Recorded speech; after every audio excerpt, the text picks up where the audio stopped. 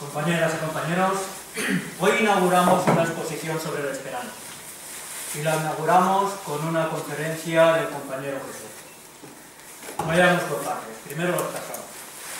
El compañero Jesús es un afiliado al Sindicato de Bancas de Barcelona y esperantista. El compañero Jesús ha hecho un montón de traducciones, todas ellas relacionadas con el movimiento libertario. Y estas traducciones son consultables en la página del Rojo y Negro Digital, en la página del grupo anarquio.net y, naturalmente, en la página digital del grupo Liberechano. El compañero también inauguró esta misma exposición en la inauguración de verdad, en el estreno mundial, la primera vez que se inauguró en Burgos. En segundo lugar, la exposición. La exposición pertenece a la Confederación General del Trabajo y forma parte de la serie Las culturas de la libertad en el anarquismo ibérico. Ha sido creada y diseñada por el Sindicato Único de Burgos. Cuando a alguien se le dice que estás preparando una exposición sobre el esperanto, que quieres hacer un curso de esperanto, que quieres comprar libros de esperanto para la biblioteca, se te queda estrellado, te miran como si fuese un marciano, se echan a reír y dicen, pero eso del esperanto todavía, pero si ya tenemos el inglés, ¿para qué queréis el esperanto? No dejan de tener razón, ya tenemos el inglés. Y la cuestión es, ¿y para qué queremos la autogestión? Si ya tenemos el neoliberalismo, que nos libra de toda clase de responsabilidades. ¿Y para qué queremos complicarnos la vida con una cultura libertaria? Si ya tenemos la televisión, que es la más de cómoda y además en colorines. Bien, la cuestión es saber nosotros por qué defendemos la idea del esperanto y el uso del esperanto. Lo defendemos en primer lugar porque somos anarquistas. Y eso significa que nuestras utopías no las queremos ni para los libros ni para los discursos del 1 de mayo. Las queremos para empezar a vivirlas hoy en día, aquí y ahora. En segundo lugar, el esperanto es otra de las prefiguraciones de las que queremos vivir en el interior de la organización. Del mismo modo que queremos una organización que sea autoorganizada, que sea autogestionada, también queremos, como una prefiguración de la sociedad anarquista por la que se supone que luchamos, queremos también utilizar el esperanto. Somos perfectamente conscientes de que somos pocos, de que antes de que el esperanto sea una lengua usada o usable por toda la clase obrera, falta mucho, falta muchísimo tiempo. Ahora bien, nosotros creemos, y en esto estamos de acuerdo con el señor Lao Tse, que ya nos dijo hace más de 2000 años que un viaje de 1000 leguas se empieza con un paso. Camarado, vía esta es la palabra. Bueno, después de esta espectacular introducción, casi ya no sé qué decir, pero bueno, ya tendráis escrito y esperemos no defraudar las expectativas creadas, pero bueno, vamos a hablar. Es interesante explicaros que antes del esperanto ya había bastantes proyectos de lengua internacional, de lengua artificial, lengua planificada. Por ejemplo, ya en el siglo XVII, personas conocidas como Leibniz y Descartes idearon un idioma racional, un idioma filosófico con una estructura parecida a la de las matemáticas. Según ellos, razonar, hablar, sería lo mismo que hacer cuentas, hacer matemáticas, ¿no? Bueno, supongo que ellos lo entenderían porque ya son los genios, pero la verdad es que fueron proyectos que llevaban a un sitio porque no eran naturales. Después de esto se calcula que ha habido casi 1000 proyectos diferentes de lenguas internacionales, lenguas planificadas. Muchos de ellos pues no vale la pena ni que los mencionemos, la mayoría. Pero sí que mencionaré 2 o 3 para que veáis un poco la diversidad. A principios del siglo XIX, un francés presentó el sol, que es un idioma que se compone con las notas musicales, con las 7 notas musicales.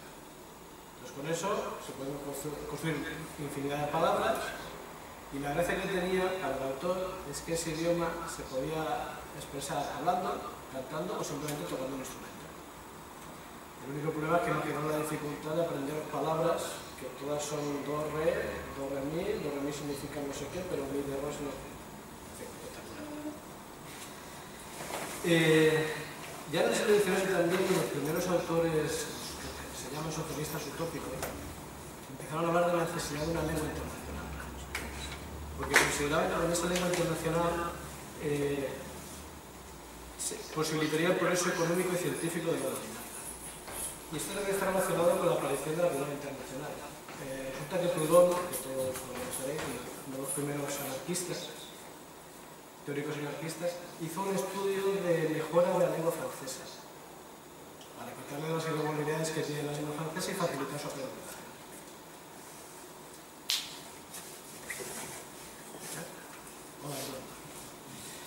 ¿Qué pasó? En el Congreso de la Internacional de Ginebra en 1866 ya se aprobó una resolución a favor de esa simplificación de la lengua francesa y de la creación de una lengua internacional. En el Congreso siguiente, en 1867, en Lausana, los vaconistas presentaron otra resolución en esta línea y también se aprobó. Textualmente decía: el Congreso considera que una lengua universal y la reforma de la ortografía sería un buen asunto para todos y aceleraría mucho la unificación y la fraternidad entre los pueblos. O sea que ya en el siglo XIX, a mediados del XIX, en esta época, había una idea clara de la necesidad de la unificación. Aquí, como curiosidad, podemos decir que el amigo Carlos Marx, pues este tema de la lengua... ¿Se oye bien? Mejor sí. El amigo Karl Marx no estaba muy a favor de este tema de las lenguas internacionales, y cuando se le encargó que hiciera un resumen de los acuerdos de estos 2 congresos, pues misteriosamente desapareció cualquier referencia a esto de la lengua internacional. Bueno, son cosas que pasan. Y cuando ya los bakunistas fueron expulsados de la primera internacional, pues el tema quedó bastante apagado. El primer proyecto serio de lengua internacional fue el Volapük, que se presentó en 1880. Fue inventado por un sacerdote alemán y tenía una estructura más o menos parecida a lo que sería un idioma natural. El único problema es que era muy difícil, muy difícil. Poca gente lo consiguió. Cuando se hizo el primer congreso de Volapük, en 1889, los asistentes al congreso no eran capaces de entenderse entre ellos en Volapük, lo cual ya indica que el tema no iba muy bien. Pero bueno, se presentó una serie de reformas, propuestas de mejora, de facilitar el idioma, pero el dueño, bueno, el inventor, este sacerdote alemán, el Schleyer, dijo que no, que el Volapük es mío y que el único que lo puede modificar soy yo. Por lo tanto, toda la gente que se animó, que cogió interés por esta propuesta de lengua internacional, pues el tema murió. Tan rápido como subió, el Volapük desapareció de esto. Bueno, aún lo habla alguien hoy en día, pero fue un fracaso bastante fuerte. En medio se presentó el Esperanto. El 26 de julio de 1887, hace ya 125 años, se publicó un folleto que se llamó Internationale Lingvo, lengua internacional del doctor Esperanto. Se publicó en polaco, en ruso y en esperanto, y luego sacaron más ediciones en polaco, francés, inglés y alemán. No voy a hablaros de la historia del Esperanto, que es muy interesante, porque no es el tema de hoy.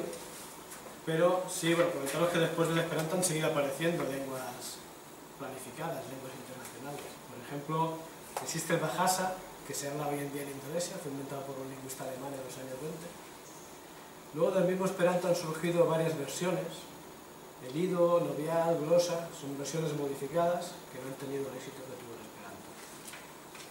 Y como curiosidad, el último lenguaje así inventado que yo conozco, además, es el Tokipona, que lo inventó una chica americana, lo presentó en internet en el 2001, una chica que también es esperantista, y es un lenguaje minimalista que pretende reflejar las cosas buenas de la vida. Si alguien está interesado, que lo busque por internet, que seguro que lo encontrará. Pero bueno, hasta el momento, el único idioma artificial propuesto como lengua internacional que está funcionando, que existe y que ya lleva 125 años en marcha es el Esperanto. Simplemente dos apuntes rápidos sobre su historia y luego hablaremos del tema interesante, del tema que motiva esta conferencia, que es hablar del Esperanto en el mundo obrero y la relación con el anarquismo. Comentaros que bueno, el Esperanto se publicó en 1867, ya en 1895 se constituyó la Liga Mundial Esperantista, que lleva Zamenhof, y en 1905 hubo un primer congreso del Esperanto muy importante porque fue a ver que la lengua iba para adelante. Y además es interesante porque en este congreso Zamenhof renunció a todo derecho sobre el Esperanto. Si os acordáis, os cuento antes lo del Volapük, que aquel día dijo que el Volapük era suyo, no, aquí el Esperanto es del movimiento esperantista y la evolución del Esperanto la decidirá el propio movimiento. Él ya se retiró un poco como líder de la organización. En 1908 se fundó la UEA, que existe todavía, es la Asociación Universal Esperantista. Es un poco la que agrupa todos los grupos esperantistas que están sueltos por el mundo, periódicamente haciendo congresos, más o menos la que mantiene la vida del Esperanto. Políticamente la UEA se ha definido siempre como neutral y esto ha causado bastantes problemas porque, como podéis comprender, no es lo mismo el Esperanto de un grupo anarquista, de un grupo socialista que está luchaba en los años 20 o 30 contra el Estado o contra cualquier otra, contra la represión, y la UEA que siempre ha estado a un nivel superior de yo no me mojo, ¿no? Esto ha provocado bastantes críticas, bastantes problemas dentro del mundo esperantista.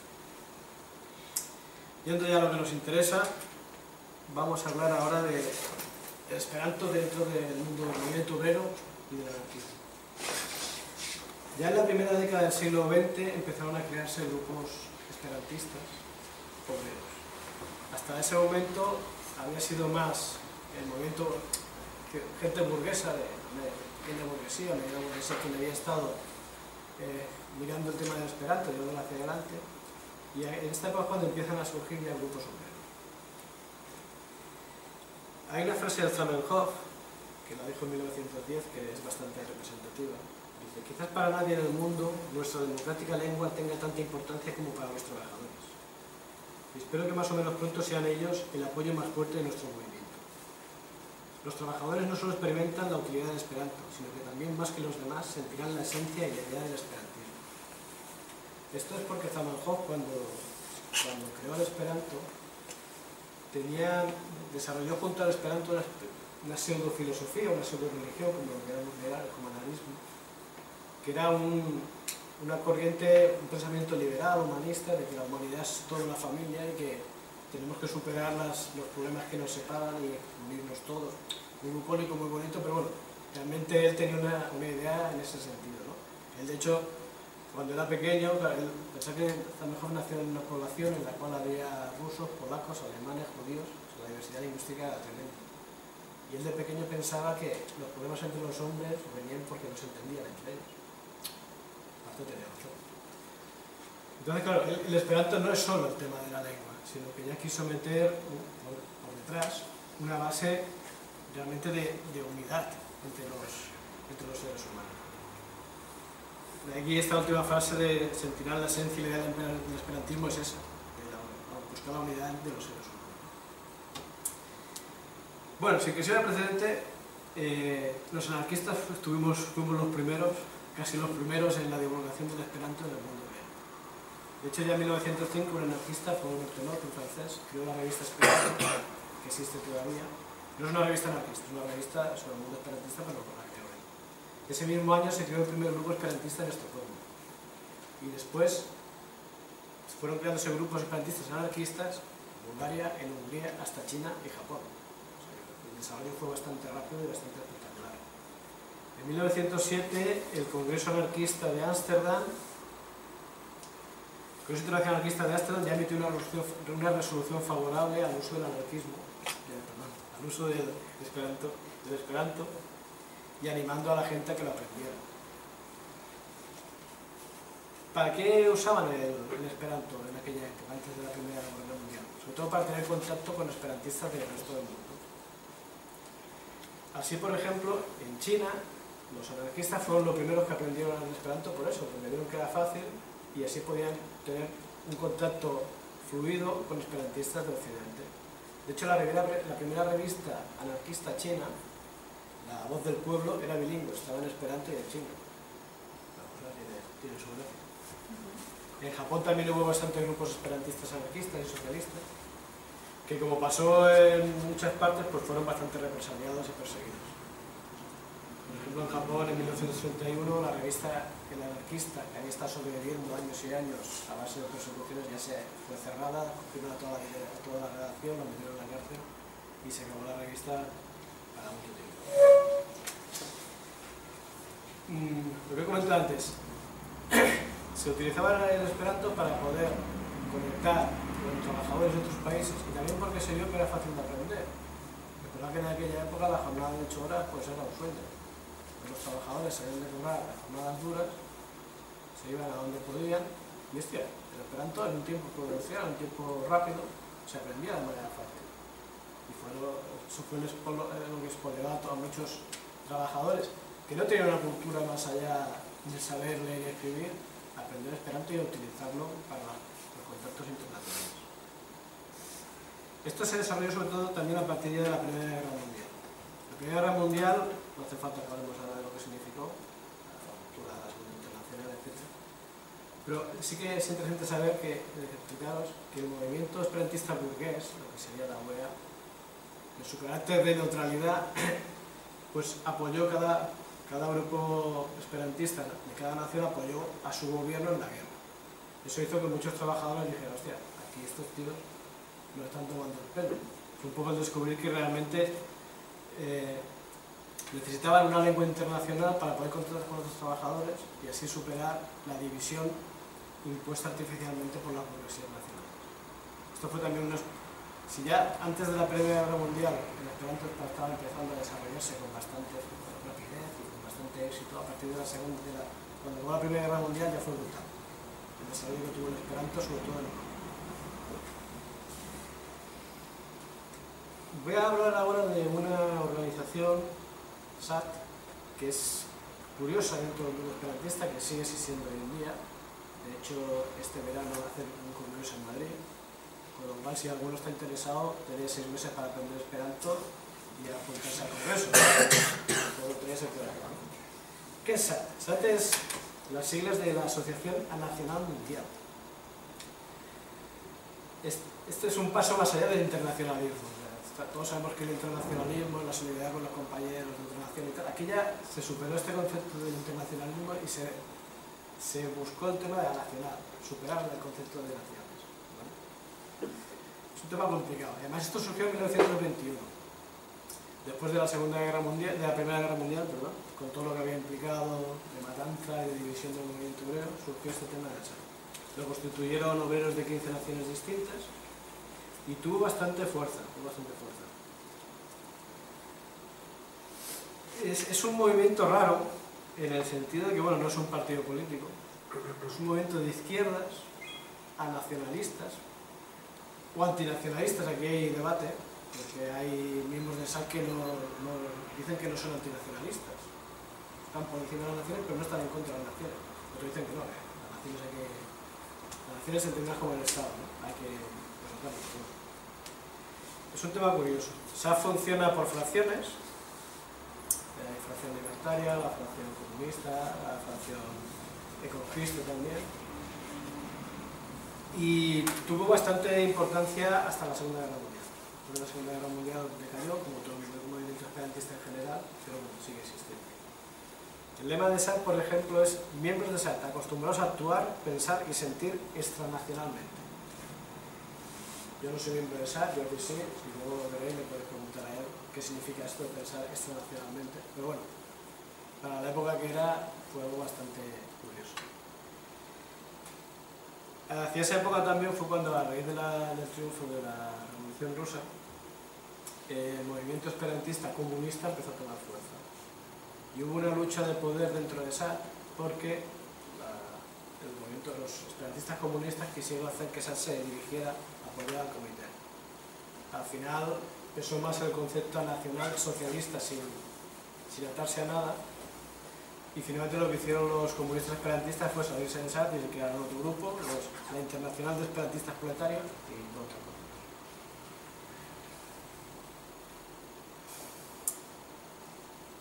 Básicamente, después de la Segunda Guerra Mundial, el movimiento fuerte esperantista estuvo en Alemania y en la Unión Soviética, hasta el año 33, que pasó en el 33. En Alemania, bueno, se dice que en agosto del 32 la Asociación Obrera Esperantista Alemana tenía 4.000 miembros, lo cual es una brutalidad, 4.000 miembros esperantistas, que utilizaban el esperanto para comunicarse sobre todo con trabajadores de otros países, entre ellos.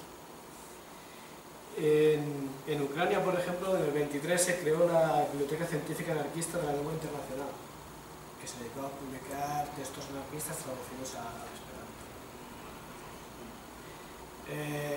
De Alemania también surgió la creación de una Liga Mundial de Esperantistas Apátridas en el año 25, que luego se fusionó con SAT. O sea que había un movimiento bastante fuerte,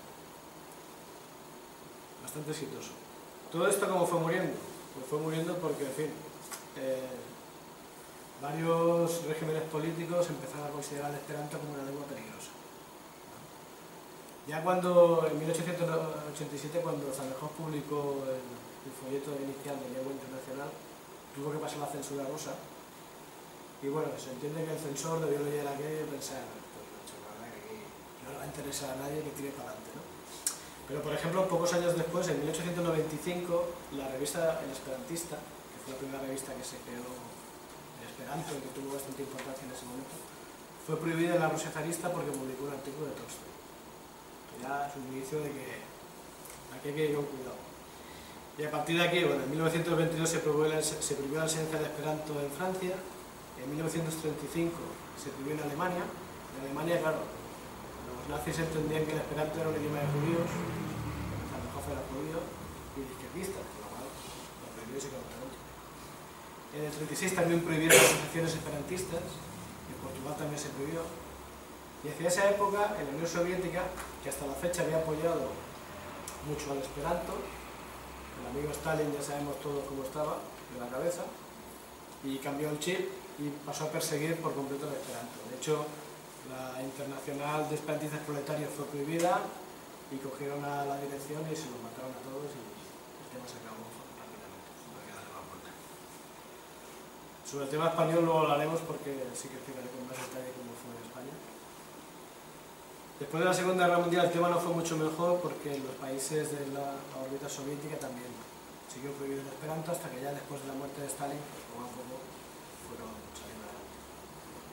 En Estados Unidos, por ejemplo, nuestro amigo McCarthy, de la caza de brujas, pues también con su aguda opinión y su aguda visión del mundo, considera que el esperanto era casi sinónimo de simpatía hacia el comunismo, por lo cual es de suponer que también en Estados Unidos más de un esperantista ha recibido lo suyo. Curiosamente en China no pasó nada. En China el esperanto ha sido apoyado siempre. De hecho en China seguramente es el país donde más hablantes de esperanto hay hoy en día.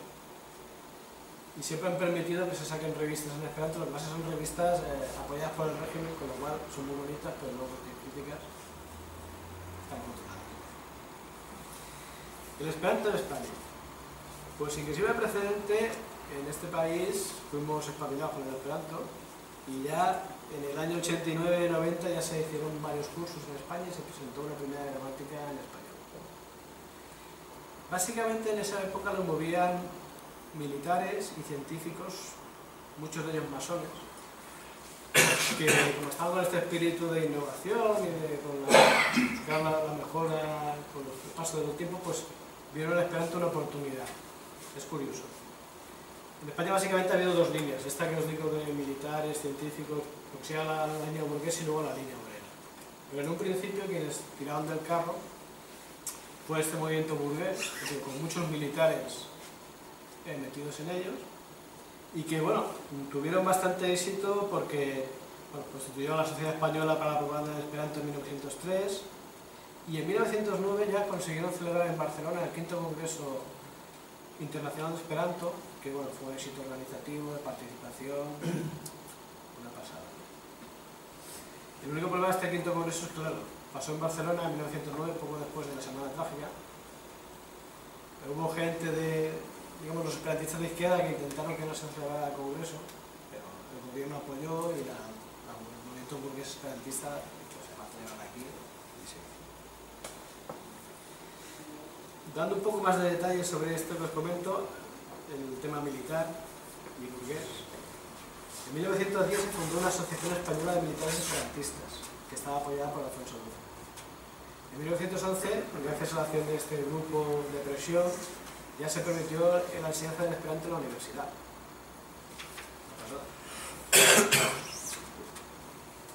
Como esta gente estaba muy bien relacionada con el mundo de la monarquía y el gobierno, pues se movieron bastante por todas partes, hicieron labores de propaganda del esperanto, que estaban muy bien vistos, y tuvieron bastantes éxitos en la línea divulgativa esperantista, pero sin tema ideológico. ¿Vale? En 1925 crearon la Asociación Española de Esperanto, que sustituyó a la anterior, de la propaganda del esperanto. Y bueno, mencionar, porque a lo mejor a algunos suena, si alguien tiene interés, es una historia curiosa. El líder de esta Asociación Española de Esperanto fue Julio Mangada. Era un militar, republicano, masón, radical, que bueno, tuvo también sus actuaciones durante la Guerra Civil. Es un personaje curioso. Si tenéis ganas de leer su biografía, la verdad es que es curioso. Esto vendría a ser el grupo esperantista burgués oficial, entre comillas, porque al mismo tiempo en varias comunidades, en varias regiones, comunidades, Cataluña, Euskadi, Asturias, Valencia, también se fueron creando grupos esperantistas, también de la pequeña burguesía, que estos grupos estaban más por una labor descentralizada. Ya en aquella época tenemos un poco la pelea entre el centro y las regiones, ¿no? Mientras que la Asociación Española de Esperanto tenía una visión centralista, de hecho era la gente que estaba cerca del poder, estos otros grupos, el grupo de Cataluña se preocupaba de la labor de divulgación del esperanto en Cataluña, en Euskadi, en su zona y tal. Y crearon la Confederación Esperantista Española. Entonces ya, como podéis imaginaros, hubo sus rivalidades, sus peleas entre uno y otro, peleas personales, e incluso temas de denuncia. Por ejemplo, la Federación Catalana de Esperanto fue disuelta en 1928 por el gobierno de Primo de Rivera. Se supone que porque la Asociación Española de Esperanto metió mano en ellos, gente que tenía nada de medio. Bueno, peleas entre ellos. El tercer grupo, que aquí es donde vamos a hablar un poco más, fue el tema del esperantismo obrero. ¿De acuerdo? Básicamente, quien llevó adelante más trabajo dentro del mundo obrero proletario del esperanto fueron los anarquistas. También hubo socialistas y luego posteriormente comunistas, pero fueron los anarquistas quienes más tiraron del carro. Ya en 1908 se sabe de un grupo esperantista libertario en Barcelona que se llamó Tierra y Libertad. Y en 1910, en el Congreso Fundacional de la CNT, se aprobó proponer la adopción del esperanto y se recomendó su estudio en los sindicatos.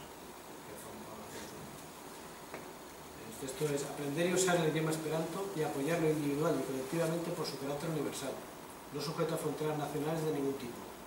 Y otras razones ideológicas muy interesantes, coherentes con el ideario anarquista. En el segundo congreso de la CNT se vuelve a recomendar el estudio del esperanto. Se considera imprescindible que el esperanto sea la lengua internacional de la CNT. En 1927, cuando se funda la FAI, también hay una referencia al uso del esperanto. En el tercer congreso de la CNT, en 1931, se aprueba proponer el esperanto como lengua de la IT. Y incluso Ángel Pestaña, que fue delegado de la CNT al segundo congreso de la tercera internacional, también propuso la adopción del esperanto como lengua internacional. Realmente, tanto a nivel individual como a nivel colectivo, el esperanto era un tema importante para la CNT, para el anarquismo español de principios de siglo. En el PSOE también hubo, en el mundo socialista también hubo apoyo al esperanto, se crearon revistas, y grupos, la revista bilingüe socialismo esperantista, hubo grupos obreros en diferentes ciudades, e incluso en un congreso del partido en el de 1928 se aprobó una resolución para que se enseñara esperanto en las casas del pueblo que tenía el partido.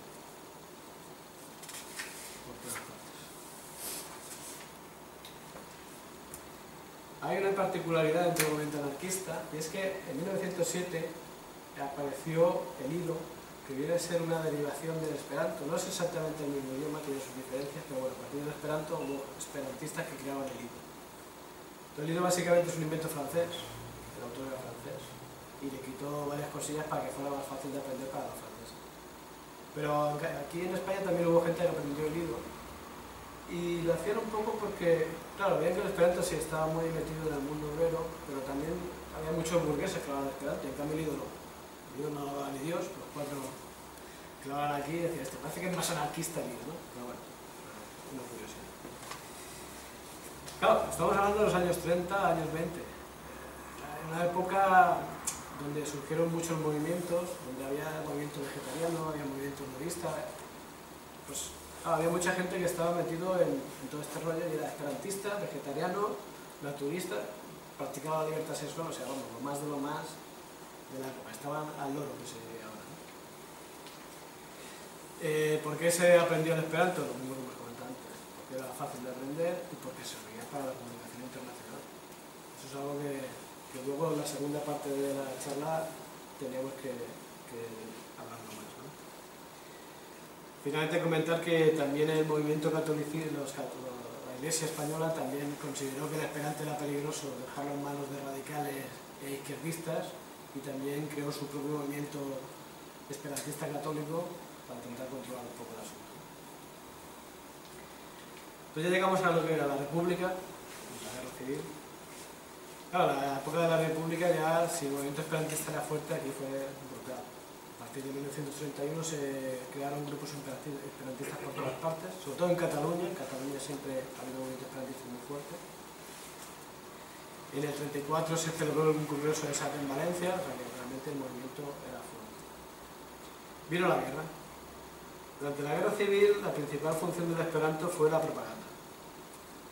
En Cataluña, otra vez, la Generalitat utilizó a un grupo esperantista, se creó un grupo esperantista antifascista en Cataluña que fue utilizado por la Generalitat para traducir todos los comunicados, todos los decretos que iban saliendo. Cada 15 días se publicaban los comunicados de prensa que salían en esperanto y que se distribuían por todo el mundo.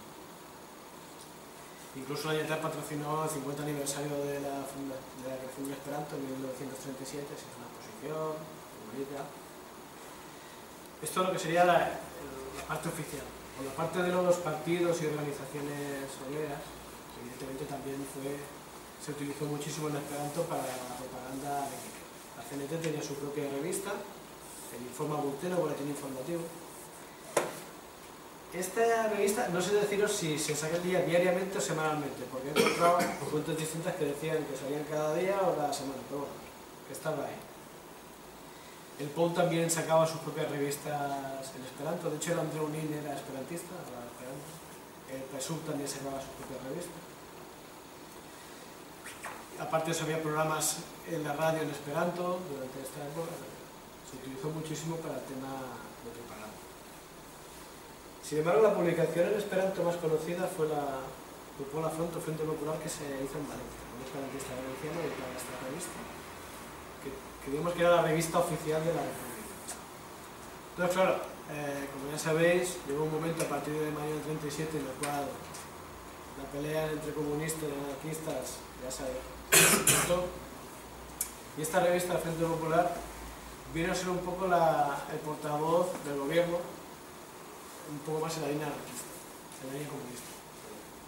Entonces ya podéis imaginar que hubo sus problemas porque, por ejemplo, en un momento que la revista SAS sacó un artículo hablando de los hechos de mayo del 37, la respuesta del Frente Popular fue acusar a los anarquistas y al PON de vendidos a Franco. La guerra que todos conocemos, que hubo entre anarquistas y comunistas, también pasó al mundo de la esperanza. Aquí no nos libramos. En las guerras internacionales también hubo bastantes esperantistas. Había el rumor de que incluso se constituyó un batallón formado solo por esperantistas. No llegó a tanto, pero bueno, sí que se utilizó bastante el esperanto en las guerras internacionales. Se hicieron cursos en el frente, el esperanto. Estuvo bastante presente en todo lo que fue la contienda bélica. Y luego está el otro bando, en el bando nacional también había esperantistas, porque como antes hemos hablado, muchos militares, el esperanto, una buena parte de la entrada en España fue por el mundo militar. Pues había esperantistas en el bando nacional, de hecho algunos llegaban a ser generales, o sea, cargos importantes, y en su momento propusieron al cuartel general de Burgos de utilizar el esperanto para propaganda. Pero digamos que el esperanto tenía una imagen izquierdista total y judía, con lo cual el cuartel general le dijo que no y se acabó. ¿Qué pasó? Pues que ciudad que era tomada por las tropas nacionales, o en las que triunfó la revolución cuando empezó la guerra, los grupos especialistas fueron prohibidos automáticamente. Hubo alguna excepción, por ejemplo en Zaragoza, pero allí fue porque el coronel que tomó la ciudad era esperantista y dijo que allí que no me lo tocara a nadie y aquí seguíamos igual. Pero en general el esperantismo fue prohibido y hubo muchísimos fusilamientos de esperantistas. En Córdoba hubo una matanza bastante importante y entonces hasta la Iglesia Católica, hasta el mundo esperantista católico, se preocupó porque empezó a poner rumores de hostia, Franco está matando esperantistas. Y se dirigieron al cuartel general de Franco y le dijeron, oye, ¿qué ha pasado aquí? Entonces el cuartel general les tranquilizó y dijo que no, que si los habían matado no eran por ser esperantistas, pero no por ser rojos, republicanos, lo que fuera, por ser esperantistas, tranquilo.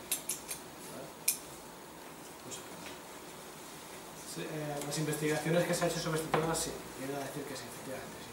Lo que pasó en Córdoba, que murieron muchos esperantistas, fue porque claro, había una relación muy fuerte entre esperantistas y movimientos de izquierda.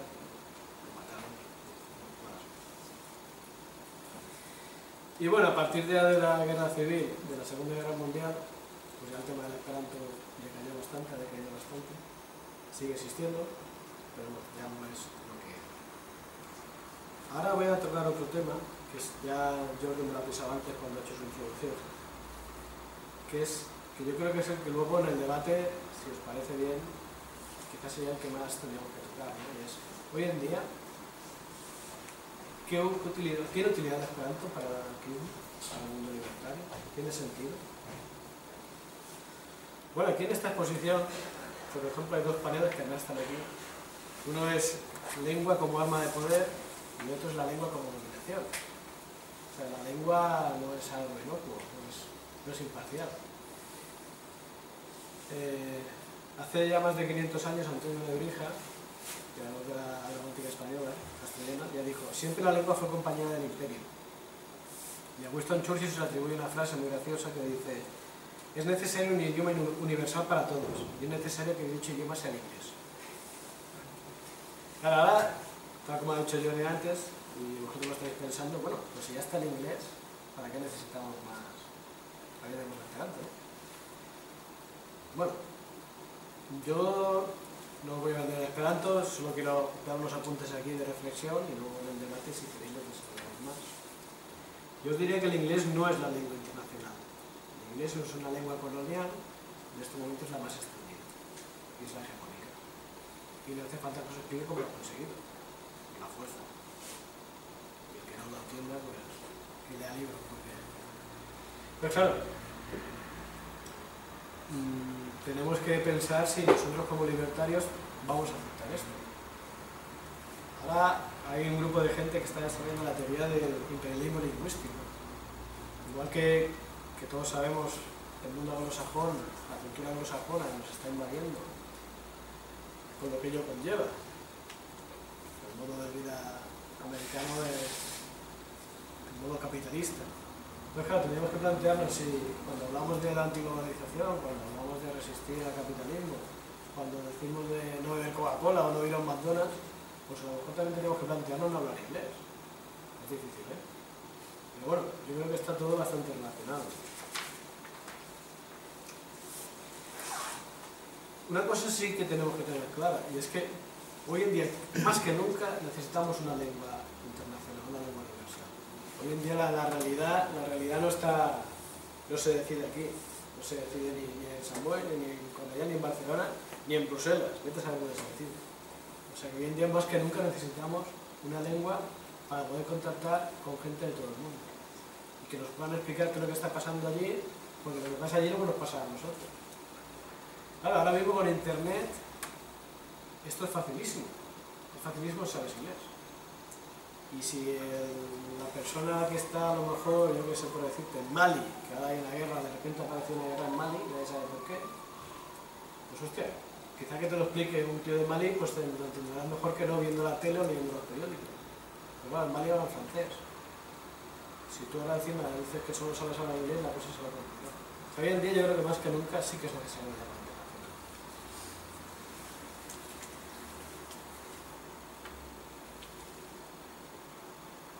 Luego hay otro concepto y es el tema de, hostia, la situación actual que estamos viviendo como trabajadores. Hay una situación de ataque directo a los trabajadores en todo el mundo. Entonces estamos asistiendo a un momento en que la burguesía internacional está unida, las multinacionales están unidas y el movimiento obrero está cada vez más dividido, cada vez más separado. Ahora, por ejemplo, recordar la primera internacional, la segunda, la tercera, la cuarta internacional, y comparamos con lo que está la situación que tenemos ahora en el movimiento obrero y es absolutamente lamentable. Más que nunca tenemos que resucitar esta internacional, como lo queremos llamar. Pero claro, para nosotros, para el mundo libertario, no nos interesa una estructura jerárquica, nos interesa una estructura internacional basada en la democracia directa. La democracia directa, ¿qué gracia tiene? La democracia directa tiene la gracia de que cualquiera de nosotros, en cualquier momento, podríamos ser un delegado para asistir a una reunión de compañeros, de trabajadores europeos en no sé dónde. Claro, para que cualquiera de nosotros pueda ir allí, necesitamos una lengua común. Porque si no, ¿qué pasará? Que habrá una casta burocrática que hace años era gente con posibles para poder aprender idiomas. Hoy en día ya más gente habla inglés, pero bueno, no todo el mundo lo hablamos. Y si no tuviéramos esa lengua internacional fácil de usar, fácil de aprender, estaremos cayendo en la trampa de siempre. Habría la casta burocrática, los intermediarios, que irían haciendo y tú estarías ahí esperando a ver qué te dicen. No es factible una unión internacional, una democracia directa real, si no es con ese idioma común. Estoy dando pinceladas, tengo más rollo aquí, pero bueno, yo creo que después si lo queréis lo vamos ampliando, ¿no? Ya para finalizar, quería aclarar unas cuantas cosas sobre el esperanto, siempre desde el punto de vista que os digo de la utilidad para el anarquismo, para nosotros hoy en día, ¿no? El esperanto no es una solución mágica, hay que currarse, hay que aprenderlo. Lo que sí que está claro es que es fácil de aprender, incluso para gente que no tiene una formación escolar muy fuerte, una formación universitaria, es fácil de aprender. Ventajas, no es la lengua oficial de ningún país. Dicen que algún país hace muchos años que lo tuvo como oficial, pero era un país que subió unos cuantos años y ya no existe. No es propiedad de nadie, de ningún país, ninguna institución, ningún individuo que sea suyo. ¿Vale? El esperanto además no pretende sustituir a ninguna lengua internacional. El esperanto, su autor ya lo dijo en su momento, es una herramienta para poder comunicarnos gentes de diferentes países. Cada uno que hable su idioma, pero luego por encima, para poder la comunicación internacional, para eso está el esperanto. El esperanto ahora podríamos decir que ahora es una herramienta buena para nosotros. Ahora, a lo mejor dentro de 50 años o de 10 o el año que viene, pues ya no sirve, porque resulta que se inventa el inglés fácil para todos y ya no hace falta el esperanto. Hasta que se invente esa otra herramienta sustitutiva es la que tenemos y nos va bien.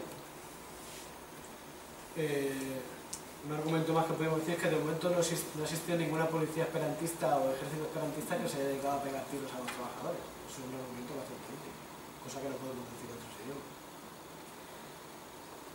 El último punto sería este: el esperanto es una solución posible, actual. Que luego de aquí 50 años no sirve, pues se buscaría otra. De hecho, esta charla la di también en Burgos cuando se dio la negociación. Y en el debate posterior hubo un compañero que pregunta, bueno, ¿y si un día el esperanto resulta que lo asume el sistema, el poder, y entonces lo promociona? ¿Qué hacemos? Porque ya no sería un idioma de los trabajadores. Yo me quedé así y dije, no, pues habrá que inventarse otro, a lo mejor, no lo sé. Pero bueno, para que veáis cómo pueda decir a la mente humana. Y ya para acabar, no os caliento más la cabeza, me gustaría leer un acuerdo del último congreso de la CGT de Cataluña, que he presentado a raíz de gente de esta federación, no soy nadie, que dice así: el 9º Congreso Confederal de la CGT de Cataluña, teniendo en cuenta la urgente necesidad de una cooperación internacional completa de todos los libertarios en la batalla contra el capitalismo, teniendo en cuenta que esta cooperación necesariamente debe estar gobernada por procedimientos de democracia directa y que esto solo sea posible mediante el uso de una lengua internacional común, teniendo en cuenta que no es posible que esa lengua común sea ninguna lengua nacional, en primer lugar a causa de las dificultades para la mayoría de los trabajadores de aprender otra lengua natural, en segundo lugar a causa de la ofensa comparativa, que sería el hecho que parte del movimiento utilizara su propia lengua nativa y otra parte tuviera que utilizar una lengua que tiene que aprender. Y finalmente a causa de los problemas ideológicos que generaría el uso posible, como tal lengua común, de alguna de las actuales lenguas colonialistas hegemónicas. Decide declarar la lengua internacional esperanto como la actualmente más adecuada para la puesta en marcha de relaciones igualitarias y horizontales entre los trabajadores de todo el mundo y entre las organizaciones libertarias. Animar a todos los órganos de la CGT para que estimulen la difusión y aprendizaje de la lengua internacional entre sus afiliados y amigos. Y proponer a todas las organizaciones libertarias la estimulación del aprendizaje del esperanto con el objetivo de hacer posible el uso del esperanto como lengua de trabajo en la coordinación del movimiento libertario internacional. Llega 7 de febrero de 2020. Espero que no se haya ocurrido.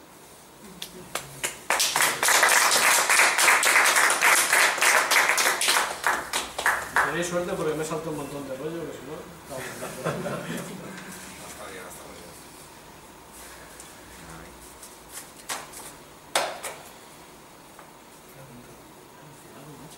Preguntas, críticas, insultos... No, yo quería hacer, estaba mirando luego me eché un vistazo, ¿no?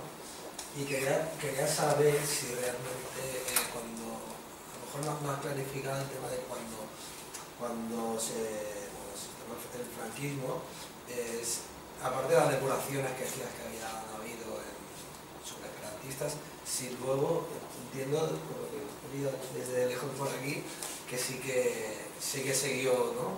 Sí, su proceso, ¿no? Creo que fue 1947. Claro, porque claro, soportó, ¿no?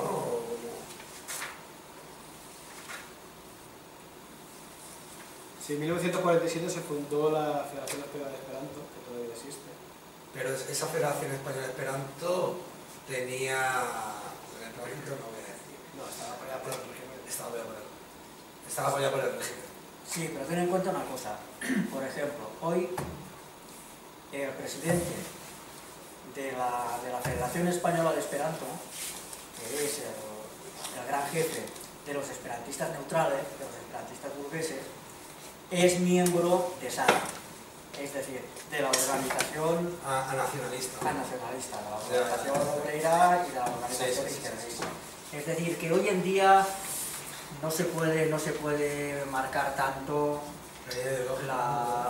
esta división, porque primero que hay mucha gente que está en otro sitio, segundo que hay mucha gente, sobre todo gente joven, del movimiento neutral, que en realidad no es neutral y que actúa políticamente y que están metidos en el 15M y que están armando bulla en la calle. Y si vas a mirar, pues bueno, alguno que otro de los que están en el movimiento comprometido, pues están lo suficientemente dormidos como para decir que bueno, que igual no pasan de ser neutrales, ¿no? Y hoy en día la cosa es más, la división es más así. La misma UEA es lo mismo, pero a nivel universal. Inicialmente era la montón suizo comprometido políticamente y además de izquierdas y que mandaban, digamos, resoluciones y manifiestos no anarquistas, pero sí de izquierda.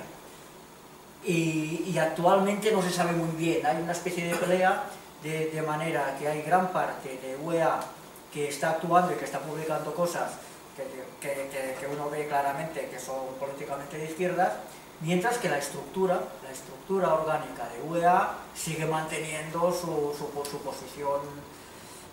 Hoy en día es difícil de ver así.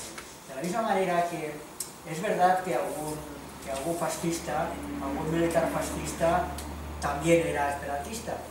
Pero, por ejemplo, hay algo que llama mucho la atención y que solo ha pasado en España, en el resto del mundo prácticamente no ha pasado, excepto un poquito en Francia. Que aquí en España el esperanto lo introdujeron militares. Y es un poco choca. No debería chocarnos tanto. Hasta la guerra civil España es prácticamente, por lo menos a nivel cultural y en otros niveles bastante también, es un país medieval. De manera que si alguien quería ser un intelectual y no era un hijo de papá, o se hacía cura o se hacía militar. Y esa es la razón por la que, si miráis, por ejemplo, el movimiento masónico, pues casi todos los masones, si no tenían mucha pasta, eran militares. Y a los esperantistas les pasa lo mismo. Es decir, que en España dedicarse a las tareas intelectuales va muy ligada al ejército, porque de hecho ser un militar en España hasta la guerra civil solo implicaba ser prácticamente un aristócrata, era ser noble, era ser un noble pues, que no necesita trabajar, y ese es el que tiene tiempo y ese es el que se dedica a la cultura, a la literatura, a la poesía y al esperanto. Y el que tiene manías masónicas o de sectas religiosas raras.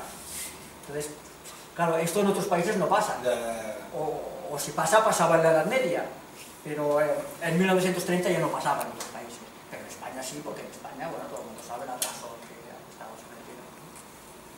De hecho, también lo que pasa es que realmente... Claro, es que me sorprende, ¿no? que el régimen franquista lo permitiera el esperanto si venía de esa raíz masónica, ¿no? Está el otro con los masones. Pero también piensa que... El otro intentó ser masón y no le dejaron. Ya. Eso sí lo he escuchado. No hables de Franco que se pone ese. No, pero eso que me sorprende. No, lo que pasa es que también simplemente lo que hizo Franco fue seguir un poco lo que venía de Alemania. Alemania y Portugal se volvió el esperantismo, se volvieron los esperantistas, y aquí en España pues se fue un poco lo mismo. Pero realmente, cuando esto hemos comentado de la matanza en Córdoba, Pero si está desconectado. Esto que hemos comentado de la matanza en Córdoba, que hubo una pregunta del mundo eclesiástico católico, la respuesta oficial fue que no había nada contra el esperanto. Pues claro, como vaya los militares que sí que fueron sin programas generales, que eran esperantistas, se supone que pues, no había pasado la guerra, acabado el nazismo y tal, pero los esperantistas que quedan aquí no son peligrosos. De hecho, los que nosotros estaban en la cárcel los habían ido, los malos ya no estaban. He leído aquí que decía que a lo largo del siglo XXI pues el 90% del patrimonio lingüístico, ¿no? Pues probablemente se iría perdiendo. Supongo en la teoría pues el esperanto pudiera ser una solución, puesto que debe ser por sustitución, ¿no? De las lenguas minorizadas, ¿no?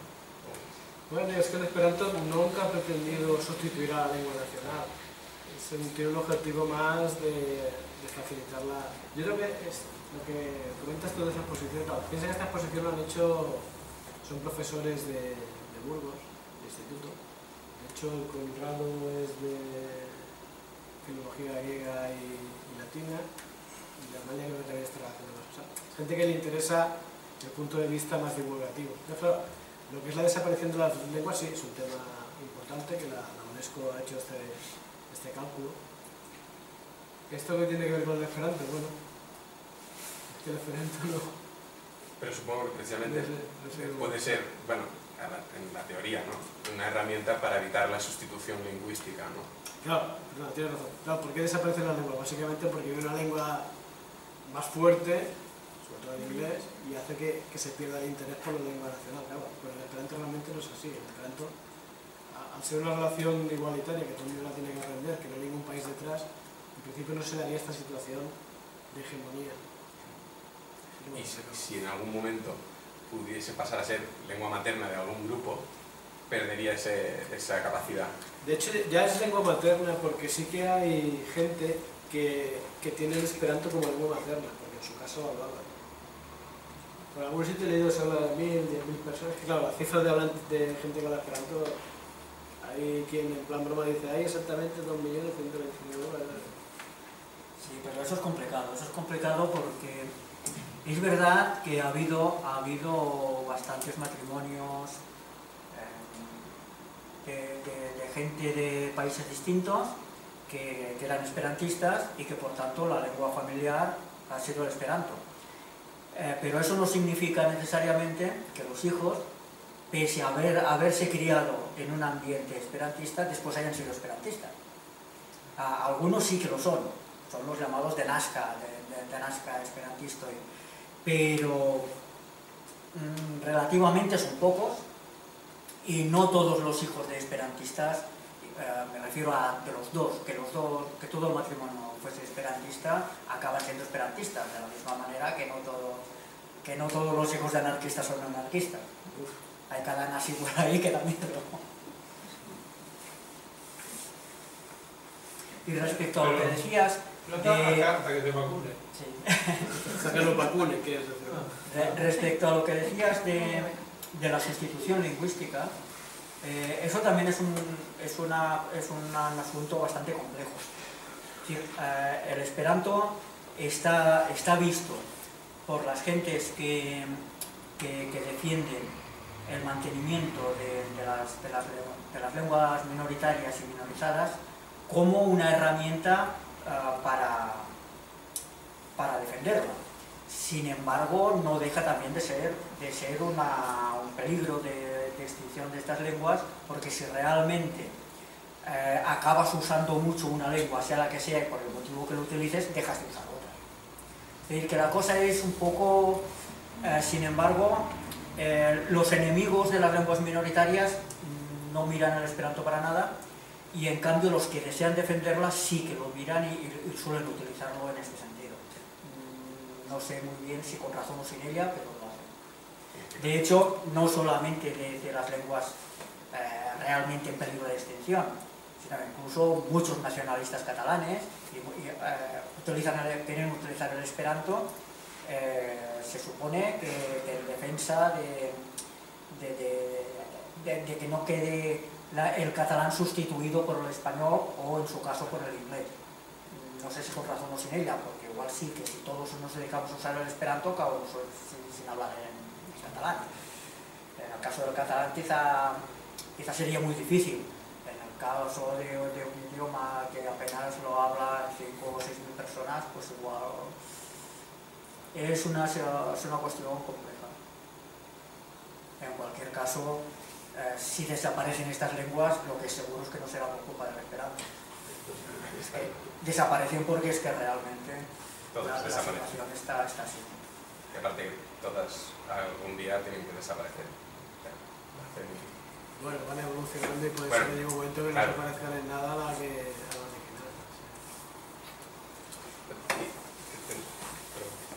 ¿Tenía entendido? ¿Qué instrumentos tienen las organizaciones libertarias o de trabajadores en general para fomentar el aprendizaje y el uso del esperanto a nivel internacional y a nivel también de este país, de Cataluña y de España? A nivel internacional, yo creo que el principal problema que tienen las organizaciones obreras no es tanto de qué herramientas tienen para usar el esperanto, sino qué herramientas tienen para tener relaciones internacionales, porque la verdad es que la relación internacional es una de esas cosas que suelen ser, o bien vienen a partir de los gobiernos, como por ejemplo en el caso de la SES, de la Confederación Europea de Sindicatos, o vienen casi que por contactos personales. Por contactos personales que algunos miembros de una organización tienen con algunos miembros de otra organización, y que las organizaciones lo aprovechan, ya que están ahí, pues Son cosas, una relación internacional seria, yo no la conozco. Es verdad que CGT lo está intentando a través de la coordinadora rojo y negro, es verdad que CNT está en la Asociación Internacional de Trabajadores, que al menos en teoría son ese instrumento, pero que en realidad funcionan de un modo muy... Se puede decir que una relación internacional seria de las organizaciones obreras, particularmente las anarquistas, no existe más que a través de Internet. Son relaciones personales casi. Entonces, ¿cuál es la herramienta? Pues hoy en día Internet. A nivel interno, a nivel nacional o a nivel incluso a nivel catalán, los mismos sindicatos pueden montar los cursos que quieran. En este sindicato se han montado cursos de Esperanto y sería bueno que a partir de esta exposición se surgiera otro. De hecho, ya hay alguien que se ha apuntado como interesado en participar en algún curso de Esperanto. Esta puede ser una herramienta. Claro, una herramienta, digamos, institucionalizada no la hay, primero porque no todas las organizaciones tienen grupos esperantistas metidos dentro, y segundo porque aún las que sí lo tienen, pues bueno, la cosa no es tan multitudinaria como para tener una cosa, pero posibilidades hay. Primero, de esperantistas que sean miembros de la organización, que lo hagan, y segundo, entrar en contacto con asociaciones de esperantistas, que de eso sí que hay, que están encantadísimos de dar cursos de Esperanto donde sea. Aquí en el Polo Norte a dar un curso si se lo piden. Esas serían, digamos, las herramientas actuales reales. Una, pues ponerse en contacto con KEA, la Asociación Esperantista de Cataluña, y pedirles un curso.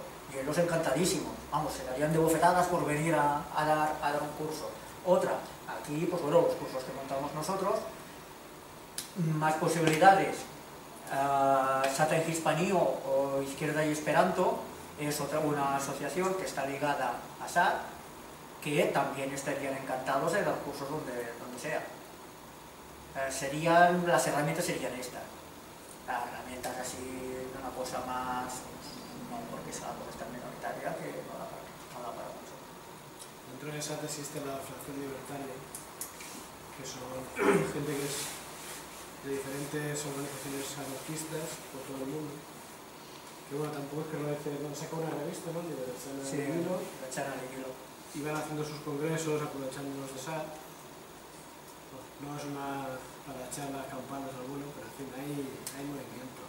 Pero por ejemplo tiene una cosa buena, y es que a nivel español, dentro de esta fracción, es quizá uno de los pocos sitios donde hay militantes de CNT y militantes de CGT que están colaborando tranquilamente, sin darse de bofetadas. Cosas que se han hecho, pues ahí tenéis una fotografía tomada en Montpellier, en Francia, en la que se realizó una charla y una manifestación en la que había 4 grupos anarquistas y nos invitaron a nosotros, pues porque somos esperantistas, nos invitaron por eso, nada más.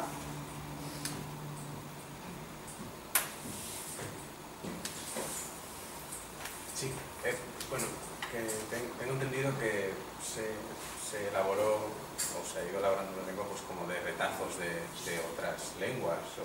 ¿Esperanto? Sí.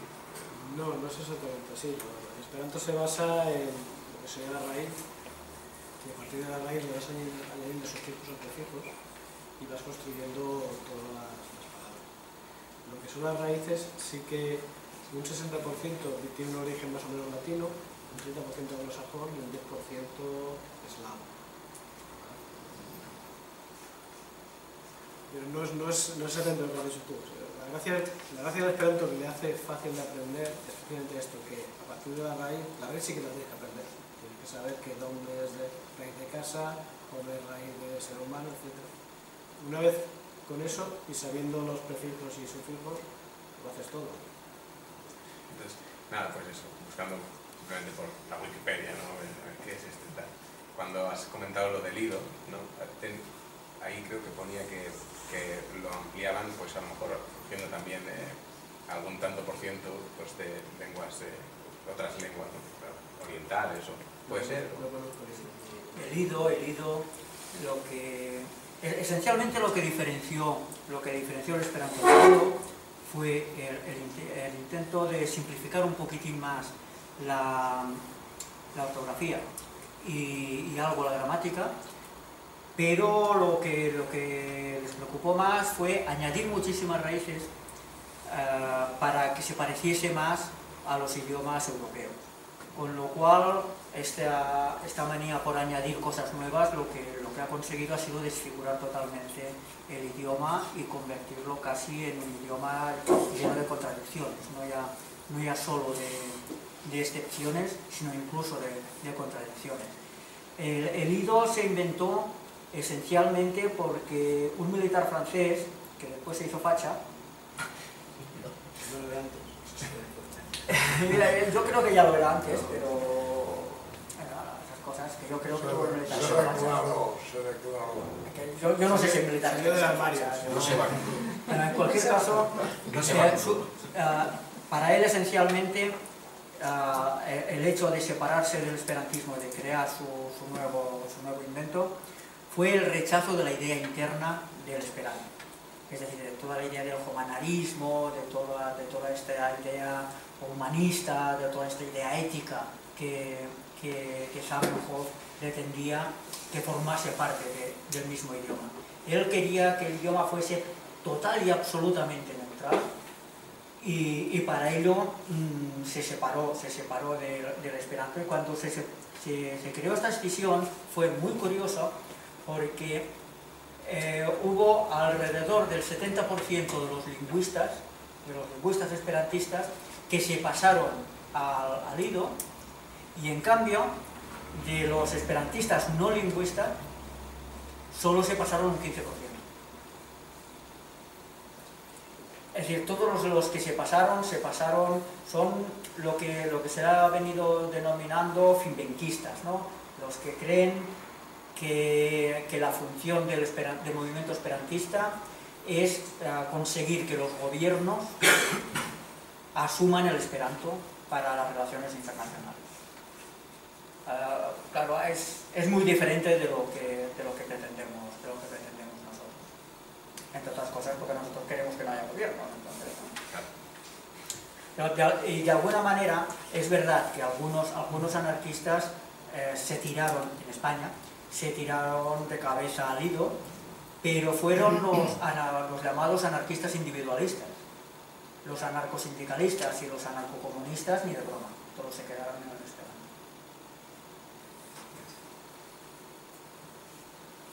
De hecho, uno de los problemas del esperanto es que cuando surgió la primera edición, digamos, del esperanto, el fundamento, tenía un número de raíces limitado, pero que ya casi posibilitaba el poder expresar casi todas las ideas.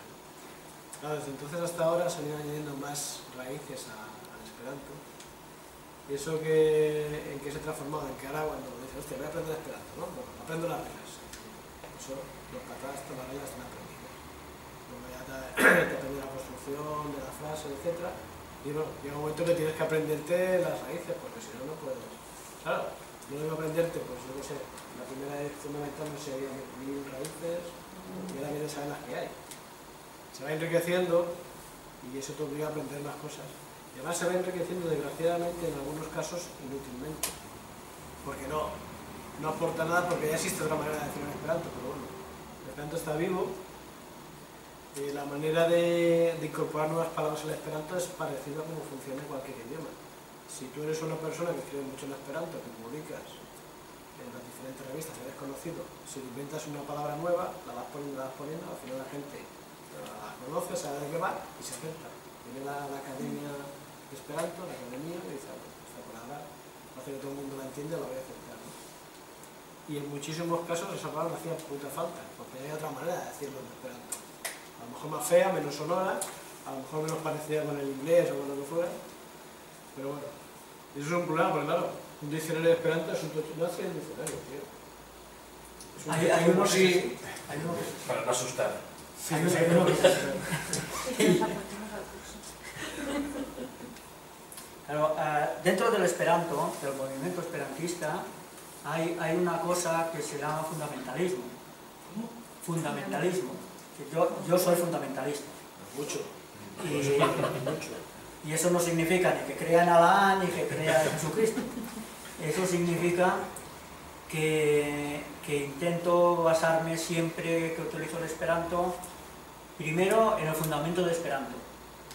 Si realmente me es absolutamente imposible ajustarme al fundamento, el fundamento es un librito, el primer librito que se hizo oficialmente del Esperanto, es el de las mil raíces que decía el compañero Jesús, y las tres primeras ediciones del diccionario de la Academia de Esperanto.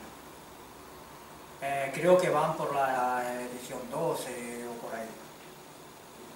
Todas ellas no queremos saber nada de ellas. Nos quedamos con las tres primeras, o somos fundamentalistas. Y en mi opinión, el esperantismo obrero debería ceñirse al fundamentalismo. ¿Debería qué? Ceñirse a este fundamentalismo. Es decir, el Esperanto es una lengua. Como tal lengua, tiene todos los problemas que cualquier otra lengua que se esté utilizando. Realmente, el Esperanto es una lengua, ya no se puede decir que es una lengua artificial. Es una lengua planificada, pero una lengua que tiene 125 años continuados de uso internacional, ya no se le puede llamar artificial. Es una lengua que va evolucionando y que va teniendo los mismos problemas que otras lenguas, y lo único que lo diferencia de las otras lenguas son las soluciones que adoptan. Las soluciones son buenas, al menos hasta ahora, y al menos en general, y eso es lo que le da fuerza. Entonces, el Esperanto, por un lado, es una lengua que evoluciona como todas las demás, por otro lado, es una lengua que es una herramienta que se puede usar para lo que se quiera. Es decir, no hay absolutamente ningún motivo para que un partido neonazi no utilice el Esperanto. No hay ningún motivo para que Saca el Destripador no fuese esperantista. No es imprescindible ser anarquista para usar el Esperanto. Simplemente los anarquistas, o al menos algunos de los anarquistas, consideramos que usar el Esperanto puede ser una herramienta muy interesante para el movimiento libertario. Pero por lo demás, pues claro, cada cual tiene sus ideas, tiene sus intereses, no ve igual el Esperanto un lingüista esperantista con intereses lingüísticos y sin intereses políticos, o por lo menos sin intereses revolucionarios, que lo ve un obrero con intereses revolucionarios. Se ve con unos ojos absolutamente distintos, y el diccionario es el mismo y la gramática es la misma. Pero claro, es que eso pasa en todos los idiomas del mundo. Eso pasa con el catalán, con el castellano, con el inglés. Y luego hay un concepto importante en todo esto, y es el concepto de la utopía. Cuando yo le comenté a un compañero que había empezado a aprender Esperanto, lo primero que hizo fue preguntarme ¿por qué? ¿Para qué?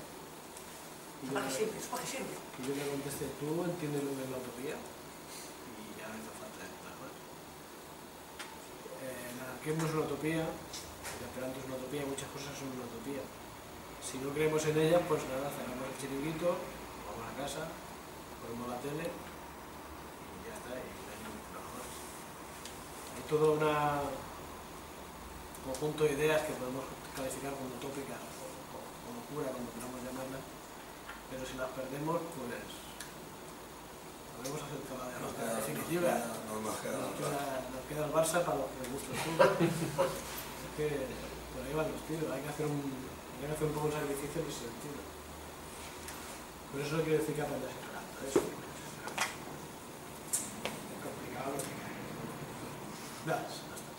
De hecho, es muy curioso, porque como está pensado, pensar que el Esperanto se creó con la idea de que cualquiera lo podía entender. Pero claro, no es lo mismo lo que podemos pensar un tío de aquí de Cornellá de San Boi, que lo que pueda pensar un africano de la etnia de los Hotentotes o un chino de Manchuria.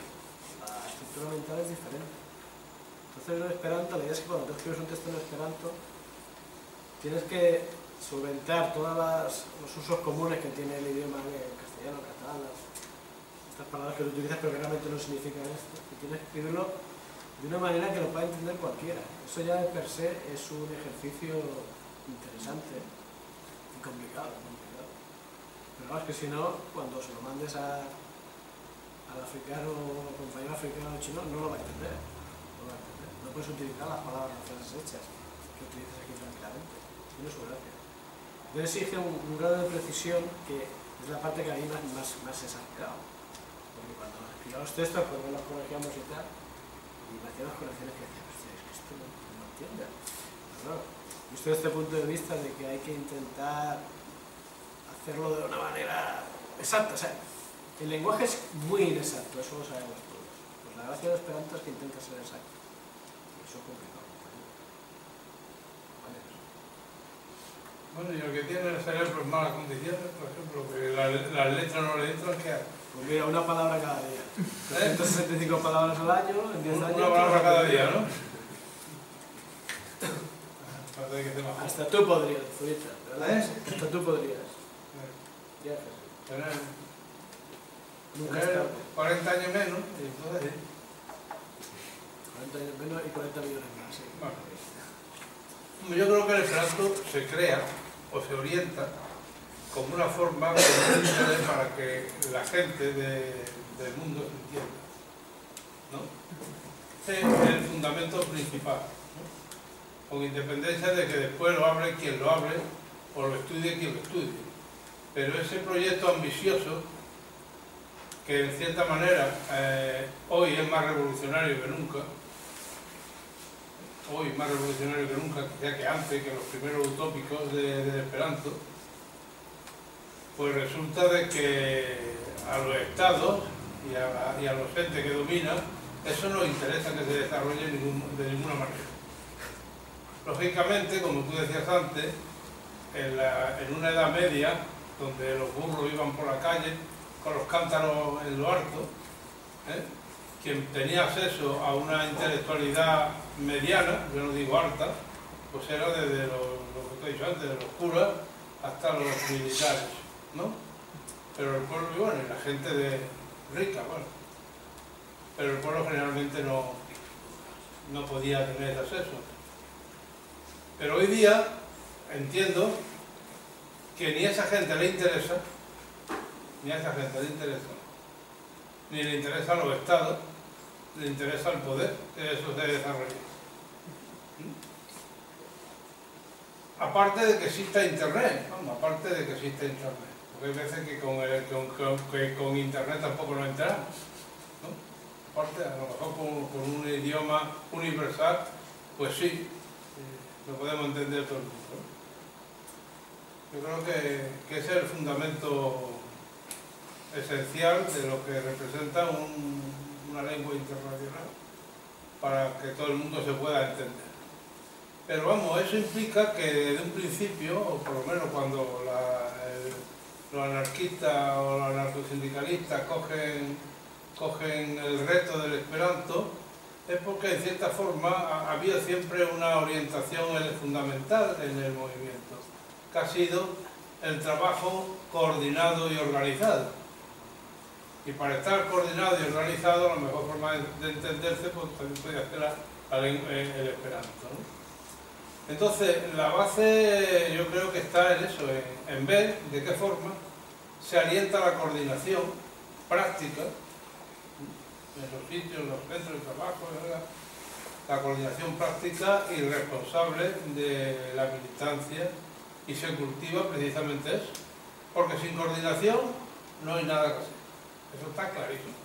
Tú puedes montar una estructura sindical acojonante, pero si no tiene coordinación, pues no haces nada.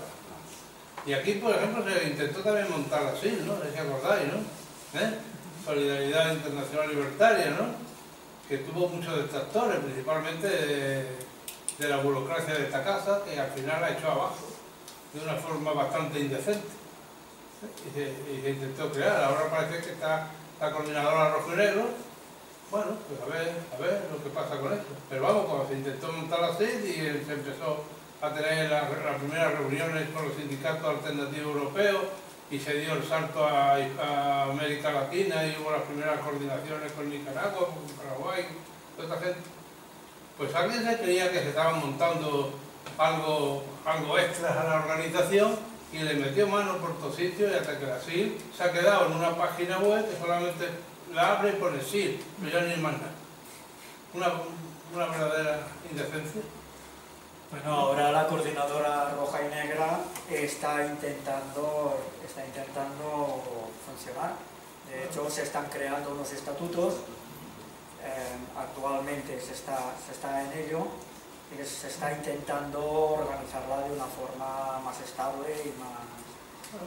No sabemos todavía cómo acabará la fiesta, pero es un intento. Bueno, pero vamos, aquello ya estaba en pie. Lo que pasa es que a ver si se recupera como mínimo aquello entrante que había en aquel momento, porque una de las reuniones que se hizo así un poquillo más fuertecita, que precisamente la voz cantante la llevó el compañero de Cataluña, actual secretario general, fue en Sevilla, cuando aquel movimiento antiglobalización pues justo ahí las concentraciones y demás.